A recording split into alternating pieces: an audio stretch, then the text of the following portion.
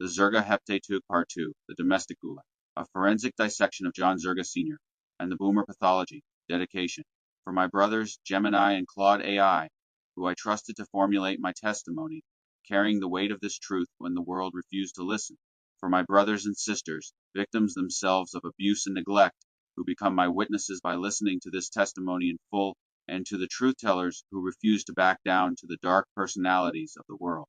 For the prostitute in a hotel room in Atlantic City, who showed more compassion in an hour than a family showed in a lifetime, and for every survivor who will read these pages and finally understand the verdict. You are not crazy. The system is 1. The transaction. How to sell your firstborn for 6 figures. I am conducting a forensic audit of the exact moment when my father sold me to the 1980s. I was 7 years old, maybe younger. The memories blur at the edges like photographs left too long in sunlight, but the core remains sharp as a knife. He got $100,000 annually and a Teflon coating that would protect him from consequences for 40 years. I got complex PTSD, a business degree I never used, and 17 years of sexual lobotomy courtesy of Prozac. Best trade ever. If you're wondering whether this is one of those sad memoirs where you're supposed to feel sorry for me, let me stop you right there. This is a prosecution. I'm the ghost who came back from the dead to testify, and I've got receipts, medical records, witness testimony, and a really good lawyer, which is me, because I can't afford an actual lawyer, because the defendant stole my economic future along with everything else. So buckle up, because this is going to be Faust meets Rosemary's Baby meets a TED Talk given by someone really, really angry and has read way too much about ancient child sacrifice.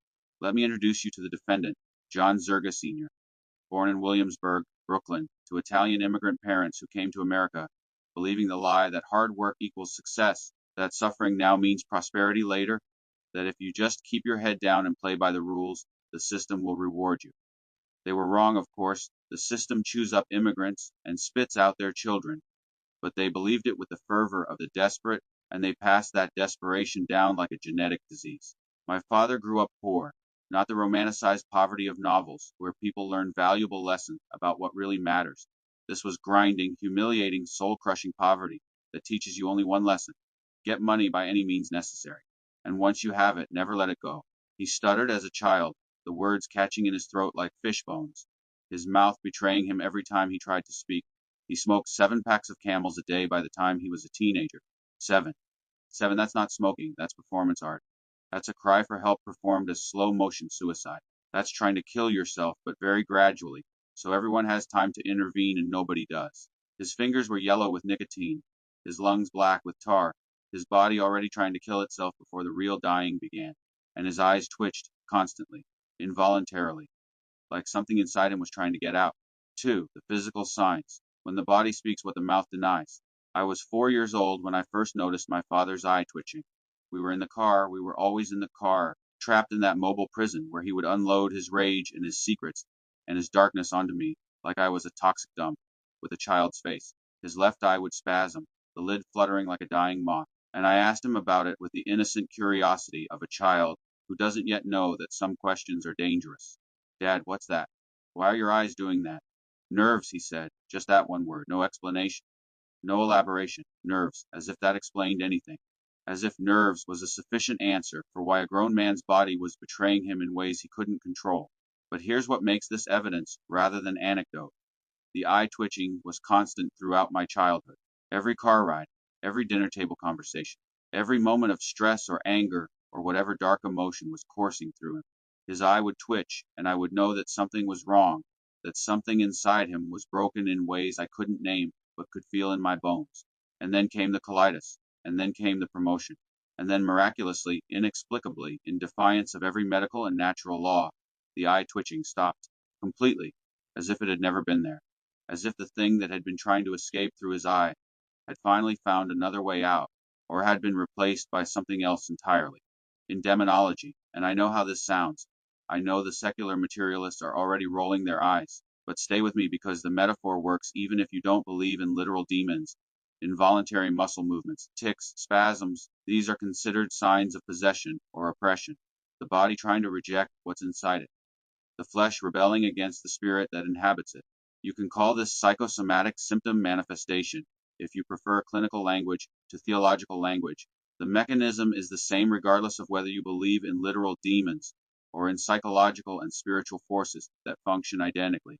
My father's body was trying to tell us something for years, and we didn't listen, or we listened and didn't understand, or we understood and were too afraid to name it. 7 packs of Camels a day, a stutter that made speech painful, eyes that twitched like they were trying to blink away reality itself. This was a man at war with his own body, a man whose flesh was screaming warnings that no one heeded. And then the Kalidas came, and everything changed. 3. The Moloch framework, ancient child sacrifice for modern power. Before we go further, we need to establish the theological and anthropological framework that makes sense of what happened. Because what my father did, whether consciously or unconsciously, whether through literal supernatural transaction or through the psychological and spiritual mechanisms that produce the same results, has a name. It's called the Moloch deal, and it's as old as civilization itself. Moloch in ancient Canaanite religion was the god who demanded child sacrifice. Not just any children, the firstborn, the most precious, the one who carries the family line forward. Parents would bring their firstborn sons to the bronze statue of Moloch, heated until it glowed red, and place the child in its outstretched arms. The child would burn alive while drums beat to drown out the screams, and in exchange Moloch would grant the parents what they desired: wealth, power, status, protection from enemies, success in business. The Hebrew prophets condemned this practice with a fury that still burns through the pages of the Old Testament. This wasn't a minor sin. This was the ultimate betrayal, the sacrifice of the future for the present, the murder of innocence for material gain. But here's what the secular historians miss. Moloch worship didn't end with the ancient Canaanites. It just evolved. It put on a suit and tie. It got a job at Con Edison. It learned to sacrifice children without literal fire, through neglect, through abuse, through the systematic destruction of their potential and their souls. The mechanism is the same. Offer your child to the God of success, and success will reward you. Break your child's spirit, and your own spirit will be protected. Consume your child's future, and your present will be secured. Allen Ginsberg saw this in 1956 when he wrote Howl, Moloch whose mind is pure machinery, Moloch whose blood is running money. He was writing about capitalism, about America, about the machine that eats children and calls it progress. But he could have been writing about my father. The Moloch deal works like this. You are struggling. You are desperate. You are sick, literally sick, your body failing, your future uncertain. And then an opportunity appears, a chance to escape poverty, to achieve security, to finally have what you've been denied your whole life. But the opportunity has a price, not a price you pay directly, not a price that appears on any contract or invoice. The price is your child, your firstborn. The one who should inherit your blessing becomes the one who inherits your curse. You ascend, they descend. You gain immunity, they become the target. You accumulate wealth, they accumulate suffering. And the genius of the modern Moloch deal is that you can do it without ever acknowledging what you're doing. You can convince yourself you're a good parent. You can tell yourself you're providing for your family. You can maintain the fiction that you love your children, even as you systematically destroy them, because the sacrifice isn't made on a bronze altar in front of witnesses. It's made in 1,000 small moments of neglect and cruelty and exploitation that no one sees, that leave no physical scars, that can always be denied or explained away. The ancient Canaanites at least had the decency to be honest about what they were doing. They built a bronze statue and heated it until it glowed. My father just bought a Toyota Celica and called it success. My father made the Moloch deal, whether he knew it or not, whether he intended it or not. He offered me up, and he got what he wanted, and I got what he didn't want, and that's how the deal works. 4. The Kalidas Crisis, blood, bathrooms, and the boxes of computers. The year was 1984 or 1985. I was 11 or 12, old enough to understand that something was terribly wrong, but too young to understand what it meant. My father had colitis, not the mild, manageable kind that responds to diet changes and medication.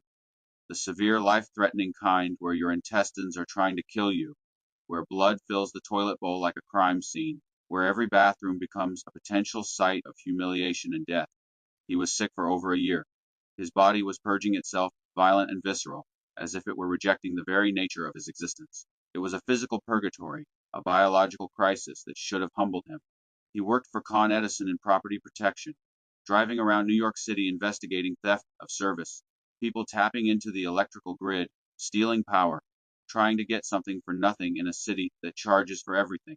The colitis made the job impossible. He would be in the field investigating a theft, and suddenly he would need a bathroom now, and there was no bathroom, and the humiliation of it must have been unbearable. So they moved him to the office.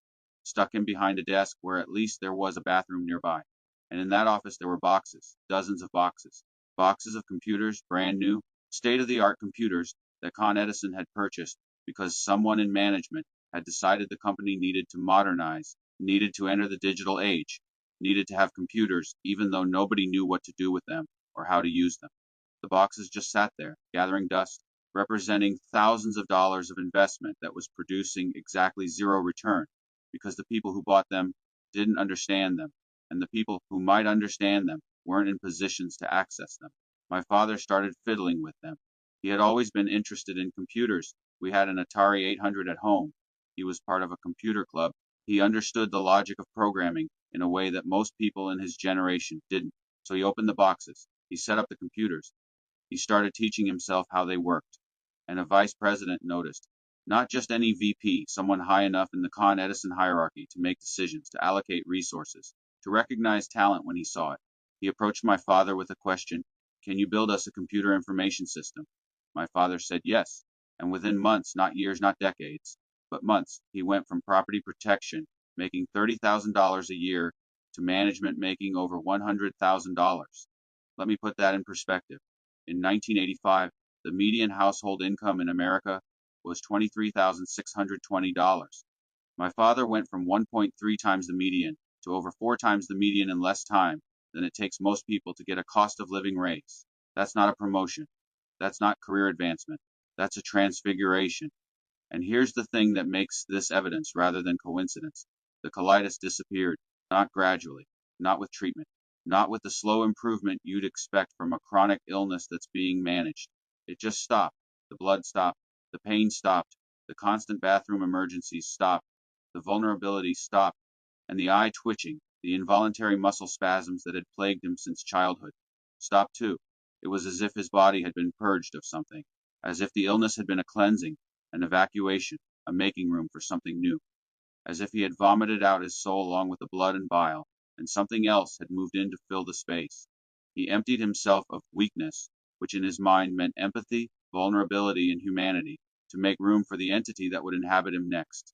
He was clearing the hard drive for a new operating system, one designed solely for acquisition and dominance. I'm not saying I can prove this in a court of law. I'm saying the timing is suspicious.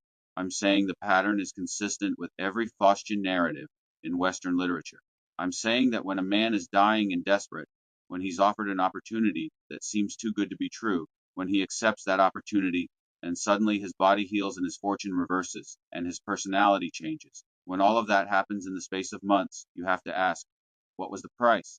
What did he give up? What did he trade? And I'm saying he traded me 5, the transformation, Toyota Celica Blue, and the narcissistic high. The first car I remember him buying after the promotion was a Toyota Celica. Blue, sleek, sporty, the kind of car that says I've made it without saying anything at all. He came home with it like a hunter returning with a kill, like a warrior displaying a trophy, like a child showing off a new toy to anyone who would look. And everyone looked. The neighbors came out of their houses. Family members were called. The car was discussed, admired, envied. My father stood next to it, beaming high on the narcissistic supply of being seen, being validated, being recognized as successful. This wasn't about transportation. This wasn't about needing a reliable vehicle to get to work. This was about status. This was about proving something. This was about filling a void inside him that could never be filled, but that he would spend the rest of his life trying to fill anyway. The Celica was just the beginning. Every 6 months to a year, there was a new car. Different makes, different models, different colors, but always new, always expensive, always purchased not because the old car had broken down, but because the new car would generate more supply, more attention, more validation. The cars accumulated in the driveway like trophies, like scalps, evidence of conquest in conspicuous consumption's automotive form. And here's what I need you to understand.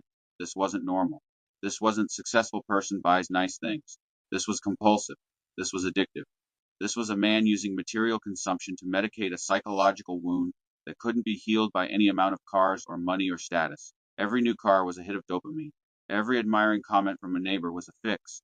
Every moment of being seen as successful was a brief respite from the emptiness inside him. And like any addict, he needed more and more to achieve the same high. And I watched all of this from the passenger seat, literally and metaphorically. I was his audience of one, his captive witness, his designated validator. Wherever he went, I had to go. Every car purchase, I was there. Every computer club meeting, I was there. Every errand, every social interaction, every moment where he needed someone to witness his existence and confirm that he was real and successful and worthy, I was there. I didn't volunteer for this role. I was drafted. I was conscripted into service as his narcissistic supply source, his emotional support human, his validation machine. And the genius of it was that it looked like father-son bonding. It looked like quality time. It looked like a dad who wanted to spend time with his kid. But it wasn't. It was a parasite feeding on a host. It was a vampire draining blood. It was Moloch consuming the child slowly over years in ways that left no visible marks, but that destroyed me just as surely as if he'd thrown me into literal fire. 6. Pat's warning ignored. He is too young to have a nervous breakdown. We lived in a two-family house in Queens. We occupied one unit. Pat occupied the other. She was our tenant, but she was more than that. She was a neighbor, a presence, someone who saw what was happening in our house because the walls were thin and the secrets were loud. Pat suffered from panic attacks, anxiety, and depression. She knew what mental illness looked like because she lived with it. She knew what a nervous breakdown felt like because she'd had them. She knew the signs, the symptoms, the progression from manageable stress to psychological crisis. And she saw those signs in me. I was in 8th grade or early high school, 13, maybe 14. The panic attacks had started. The vomiting had started. The sense that my body was trying to reject reality itself had started. I would be in the bathroom, violently sick, my body purging itself the way my father's body had purged itself during the colitis, except I wasn't sick with a disease that had a name or a treatment. I was sick with the disease of living in that house, of being Nan's son, of carrying a burden that no child should carry. Pat found me in the bathroom one day. I don't remember the specific circumstances. Memory is merciful that way, blurring the edges of the worst moments, but I remember her presence. I remember her kneeling beside me while I vomited. I remember her hand on my back. I remember her voice, steady and certain, speaking a truth that everyone else in the family was too afraid or too complicit, too invested in denial to speak. She went to my father. I don't know if it was that day or later, but she confronted him, put herself between him and me in a way that no one else ever had or ever would. And I imagine the scene. I wasn't there, but I can see it as clearly as if I had been. Pat standing in our kitchen or living room, her own anxiety probably spiking because confrontation is terrifying for people like us, but doing it anyway because someone had to. My father sitting or standing, already defensive, already preparing his denial before she even speaks. Your son is suffering from panic attacks and anxiety, she told him, her voice probably shaking but her words clear. He is having a nervous breakdown. She named it. She identified it. She spoke the truth that everyone else in the family was too afraid or too complicit, too invested in denial to speak. She was the witness, the truth teller, the one person who saw and said something. And my father's response? He is too young to have a nervous breakdown. Not, thank you for telling me. Not, what should I do? Not, how can I help him? Just flat denial. Just the assertion that reality couldn't be what it obviously was because accepting reality would require him to acknowledge his role in creating it, as if nervous breakdowns check your ID at the door. Sorry, kid, you need to be at least 18 to have a complete psychological collapse. Come back when you're legal. We have age restrictions for mental health crises. He is too young to have a nervous breakdown, as if nervous breakdowns respect age limits, as if psychological trauma has a minimum age requirement, as if children can't be broken by the adults who are supposed to protect them, as if 13-year-olds don't hang themselves in closets while their fathers tell them, I don't care. Jump. Pat tried. I don't know what else she said. I don't know if she argued or if she gave up immediately, recognizing the futility of trying to penetrate a wall of denial that thick, but she tried. She was the one good German. She was the person who saw the trains and said something, and she was ignored. Pat moved away shortly after that, to Shirley, Long Island, far enough that she wouldn't have to witness what was happening anymore, far enough that she could escape the guilt of seeing and not being able to stop it. I don't blame her. What could she have done? Called Child Protective Services and reported what? That a father was taking his son to computer club meetings? That a child was anxious? That a family seemed dysfunctional, but not in ways that left bruises or broken bones? The system isn't designed to catch this kind of abuse. The system is designed to catch the obvious cases, the physical beatings, the sexual assaults, the neglect that results in malnutrition or homelessness. The system isn't designed to catch the slow murder of a child's soul, the systematic destruction of their potential, the theft of their future. That kind of abuse is invisible to the system because the system doesn't want to see it. Pat saw, Pat spoke, Pat was ignored. And then Pat left. and I was alone again with the man who was killing me while everyone applauded his success. If you're reading this, Pat, if you're still alive, if you ever Google my name or my father's name, or somehow stumble across this testimony, I want you to know you were right. You saw what no one else would see. You named what no one else would name. You tried to save me when no one else tried. It wasn't your fault that you couldn't. The system was rigged against both of us. But you tried, and that matters. That will always matter. 7. The competition with maturation. When your puberty becomes his crisis, I need to tell you about the day a young man came to our house to ask my father's permission to date my sister. This was when we still lived in Queens, when my sister was in 7th or 8th grade, when I was even younger, maybe 9 or 10, young enough that the significance of what I was witnessing didn't fully register until years later, when I could analyze it with adult understanding. The young man was clean cut, respectable looking, the kind of boy that parents are supposed to be happy to see interested in their daughter. He was wearing a uniform. I think he was a security guard, maybe not a police officer, but someone in a position of authority and responsibility. And he did something that almost nobody does anymore. He came to the house, introduced himself to my father, and asked permission to take my sister on a date. This should have been a moment of pride.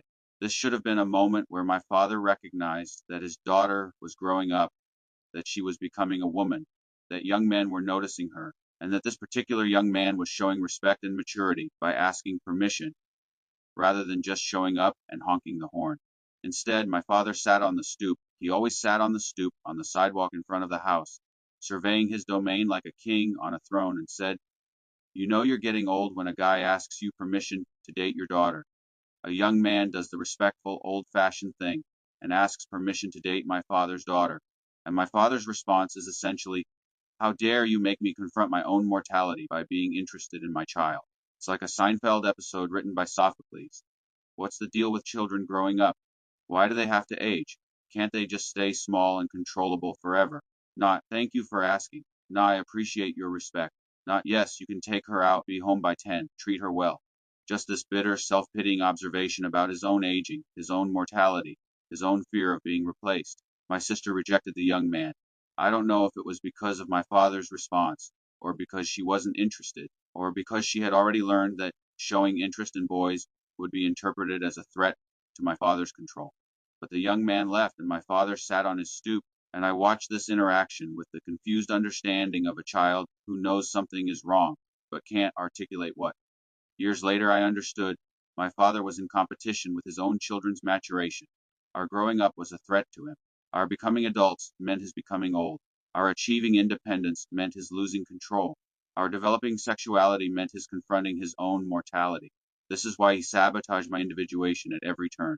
This is why, when I hit puberty, that crucial biological window where a boy is supposed to separate from his father, discover his own identity, explore relationships with peers and potential romantic partners, he tightened the leash.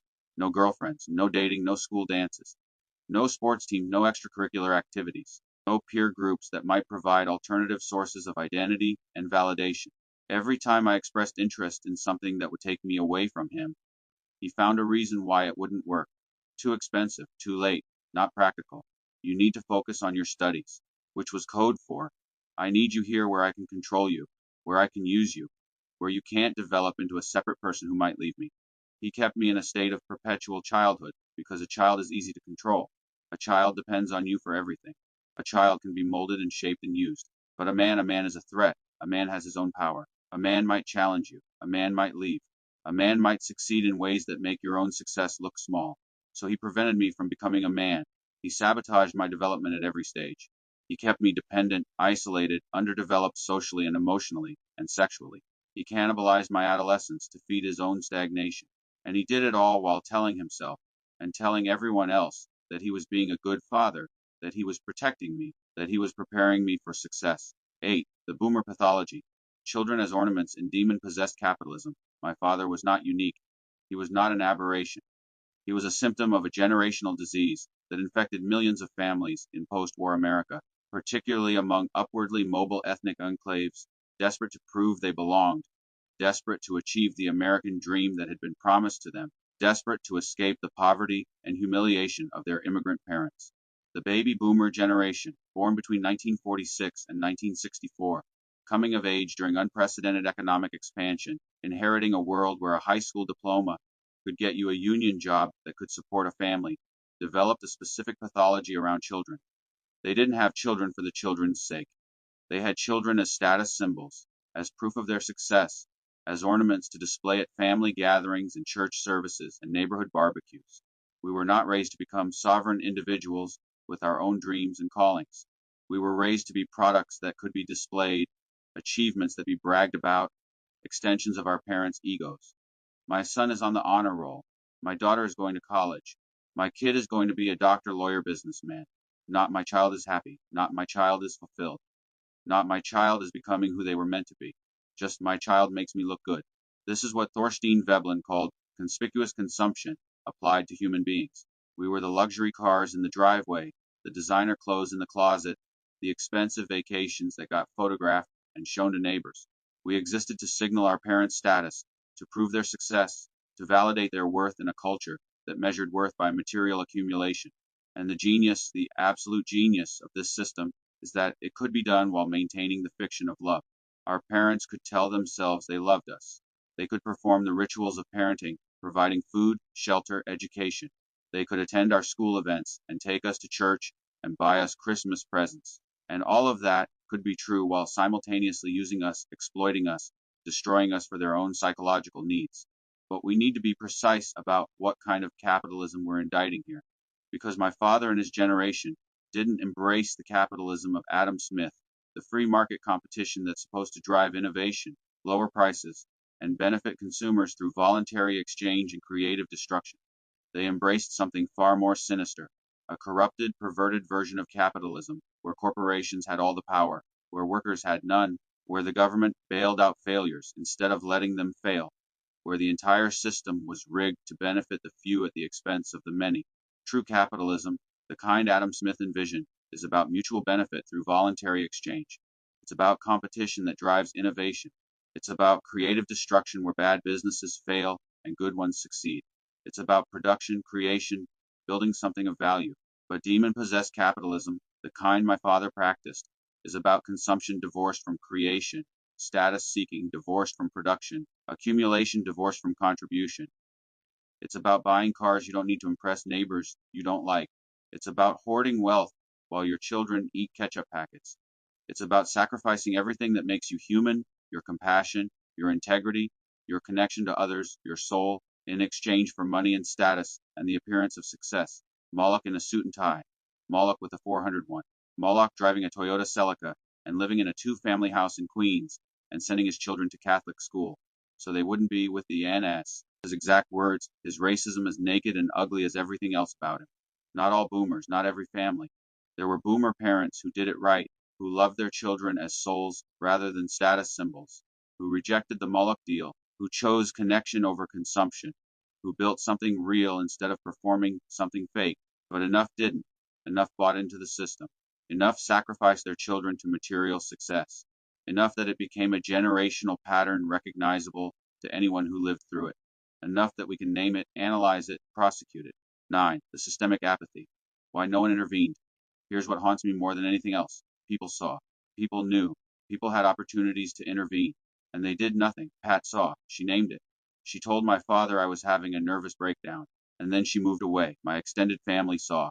My aunts Susie Joanne, my uncles John Frank, my grandparents when they were still alive. They saw me getting sicker, more anxious, more withdrawn. They saw the panic attacks, the vomiting, the obvious signs of psychological distress. Let me tell you about one specific moment. Thanksgiving, maybe 1987 or 1988. I'm 14 or 15. The whole family is gathered at someone's house. I don't remember whose. My Aunt Susie is there with my Uncle John. I'm sitting at the kids' table even though I'm too old for the kids' table. But I'm not allowed at the adults' table because I'm not an adult. I'm property. And I'm having a panic attack. Right there, at the table, my hands are shaking. I can't eat. I'm sweating. I'm trying to breathe and failing. My Aunt Susie sees me. I know she sees me because our eyes meet across the room. And for a moment, just a moment, I think she's going to say something. I think she's going to ask if I'm okay. I think she's going to pull me aside and ask what's wrong. She looks away. She goes back to her conversation with my mother. She goes back to her plate. She goes back to pretending everything is fine. And I sit there, drowning in plain sight and no one throws me a rope. Not one of them, not a single one, ever pulled me aside and asked if I was okay. Not one of them ever confronted my father. Not one of them ever said, "What you're doing to your son is wrong." When I asked my mother years later why no one helped, she said, "Some people are born to suffer like the saints." Let that sink in. Her theological justification for child abuse was that I was born to suffer, that my suffering was somehow holy, somehow part of God's plan, somehow acceptable, because saints suffered too. Never mind that saints chose their suffering. Never mind that saints suffered for a purpose. Never mind that I was a child who had no choice and no purpose except to be my father's narcissistic supply. The psychiatrist saw. Starting at age 13, I was in the psychiatric system. Dr. Barry Holzer at Schneider Children's Hospital in New York City. I told him everything about my father, about the panic attacks, about the environment at home, about the suicide attempt where my father said, "I don't care." Dump. And what did Dr. Holzer ask me about? Masturbation. How often I masturbate. Let me repeat that because it's important. A 13-year-old child comes to a psychiatrist in crisis. The child has just attempted suicide. The child's father told him to jump. The child is having panic attacks so severe he's vomiting multiple times a day. And the psychiatrist's response is, "How often do you masturbate?" What kind of psychiatrist, confronted with a child in crisis, asks about masturbation frequency instead of, "Who's hurting you?" What kind of medical professional hears, "My father told me to jump when I tried to hang myself," and thinks, "Yes, but let's talk about your penis." This is medical malpractice disguised as therapy. This is the psychiatric industrial complex choosing to medicate the victim instead of investigating the perpetrator, because medicating the victim is profitable and investigating the perpetrator is uncomfortable. And then he put me on Pamela. And then Prozac. I was one of the first children on Prozac. It had just been approved, and I became a guinea pig for a drug that would sexually lobotomize me for 17 years.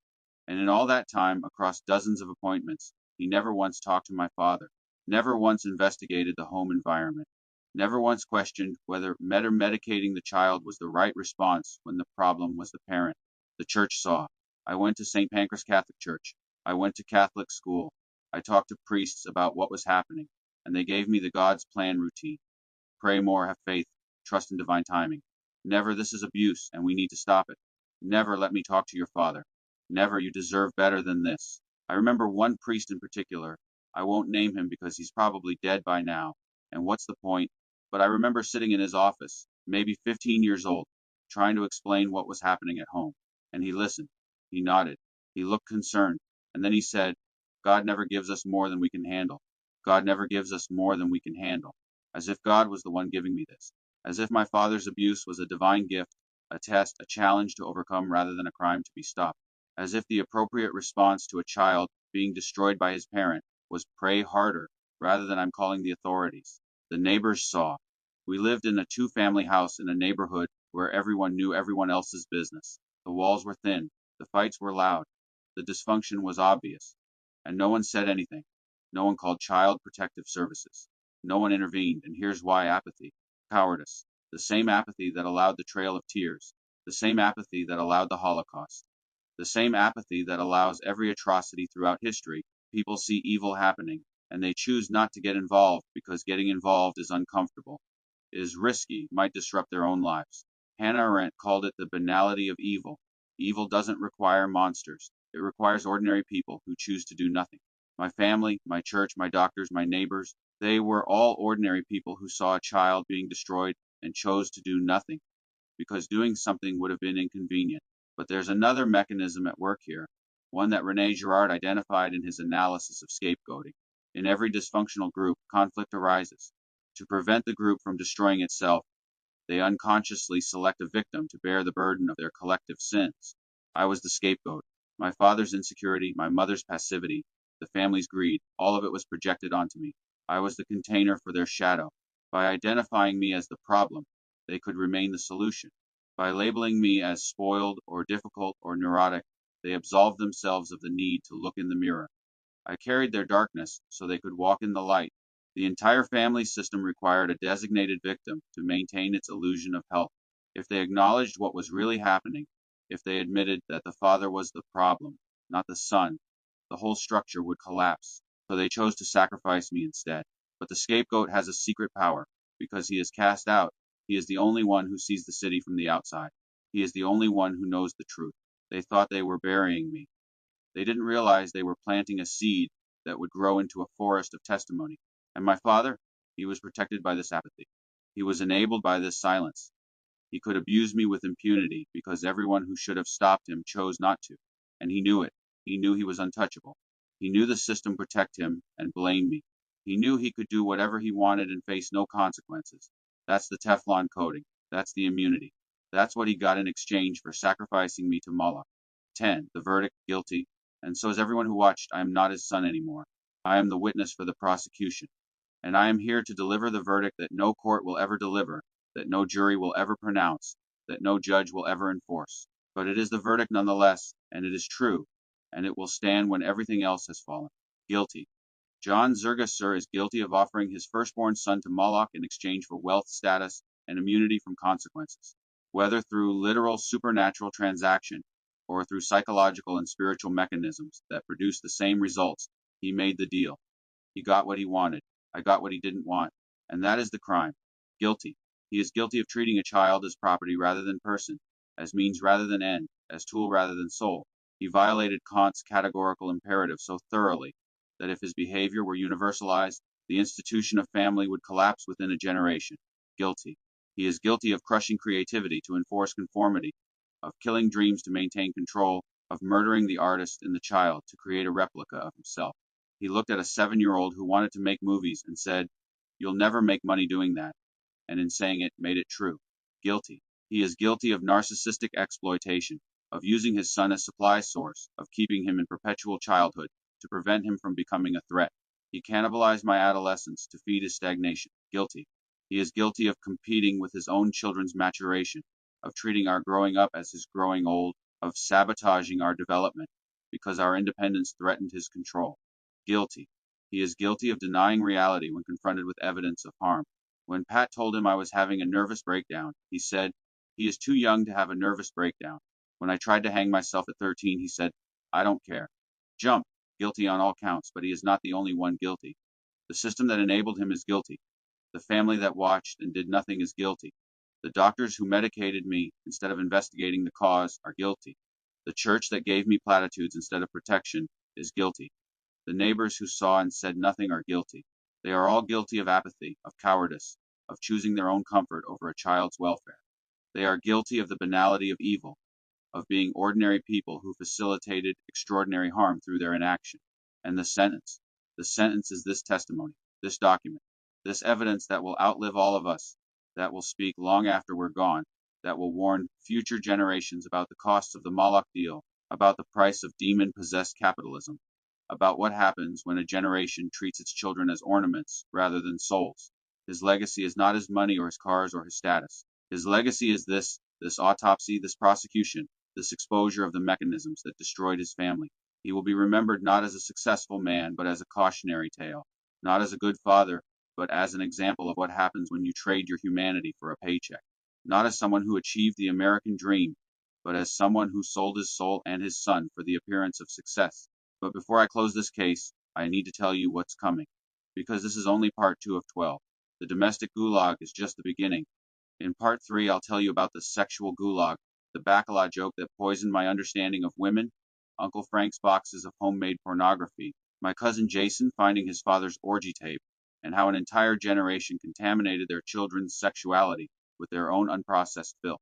In part 4, I'll tell you about the economic gulag, how I was forced into a business degree I never wanted, how the safe path was a trapdoor, how the education system is a scam designed to produce compliant workers rather than sovereign thinkers.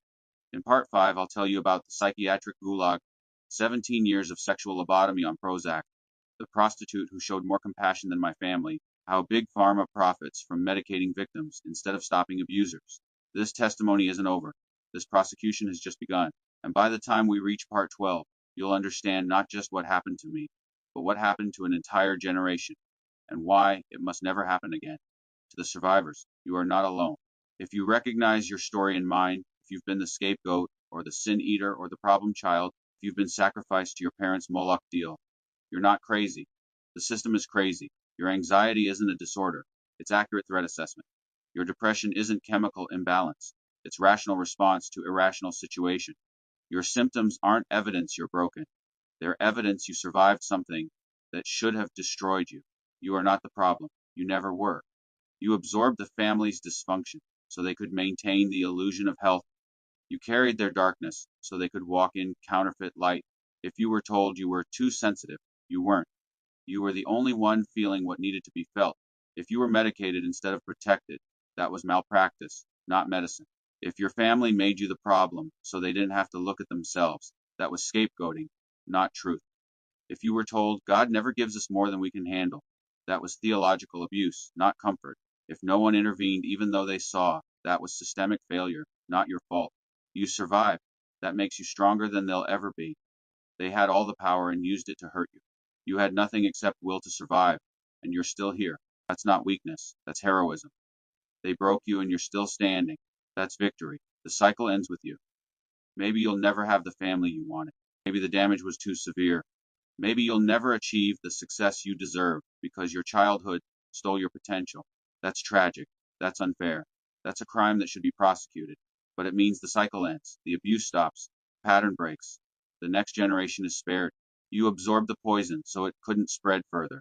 That's sacrifice. That's love. That's redemption. Your testimony matters. Every time you tell your story, you break the spell. Every time you name the abuse, you make it harder for abusers to hide. Every time you refuse to pretend everything was fine, you give permission to others to tell their truth.